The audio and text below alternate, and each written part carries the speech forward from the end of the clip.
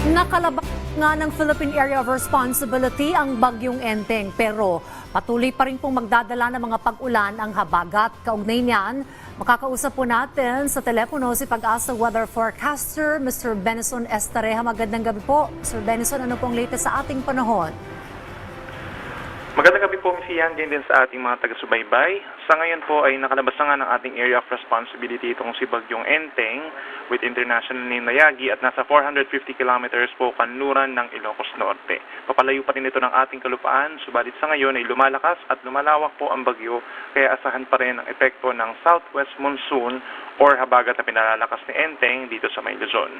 Meron tayong orange warning or malalakas at intense na ulan sa May Bataan and Zambales hanggang mamayang alas 8 ng gabi.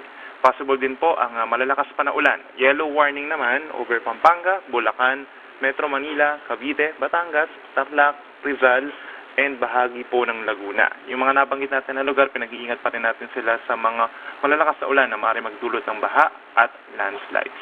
At ang ilang pambahagi po ng Luzon, kabilang na dyan ang Ilocos Region, Cagayan Valley, Cordillera Region, ilang pambahagi ng Central Luzon such as yung mga hindi natin nabanggit, Pampanga, Tarlac, Nueva Ecija, then may mga areas din po sa may Calabarzon and Mimaropa na magkakaroon din ng minsan malalakas na ulan sa susunod po na 24 oras. Kaya lagi pong magantabay sa ating mga heavy rainfall warnings at saka po mga rainfall advisory sa ating official website at saka sa ating mga social media accounts. At lagi po makipag-coordinate pa rin sa ating mga local disaster risk reduction and management offices kung kailangan po ng evacuation. At maging mapangbatyag at pagtanong din sa ating mga kinauukulan kung mayroong mga suspensyon ng klase at trabaho. Yan muna latest mula dito sa Weather Forecasting Center po ng Pag-asa. Benny Estareja, magandang gabi. Right, Sir Benny, bukas po ba dito sa Metro Manila ay uulanin pa rin po? Yes, halos similar pa rin po na weather conditions as today dahil pa rin po yan sa habagat at minsan pa rin pabugso-bugso po yung ating ulan. Kailan po inaasang medyo gaganda-ganda po ang panahon at sisilip na po si Haring Araw, sir? Pagsapit po ng Friday kung saan maring nasa may southern China na itong si Bagyong Enteng ay somehow mababawasan na po yung ulan. And pagsapit ng weekend, mas kakaunti pa yung ulan na ma-experience natin over Metro Manila at saka mga nearby areas. Panghuli na lamang, Sir Benny, nakalabas na nga ng par itong si Enteng. May namo-monitor ba tayo o inaabangan pa pong bagyo o sama po ng panahon, sir?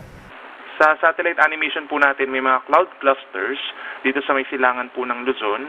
And possible na sa loob po ng 3 hanggang 4 na araw ay may mabuo dyan na low pressure area na posible rin maging bagyo.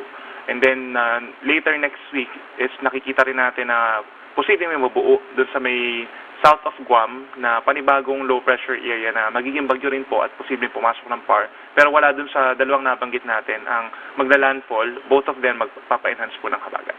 Naku, kailangan talaga maging alerto at maging handa nating mga kababayan. Maraming salamat po, Pag-asa Weather Forecaster, Mr. Benison Estareja.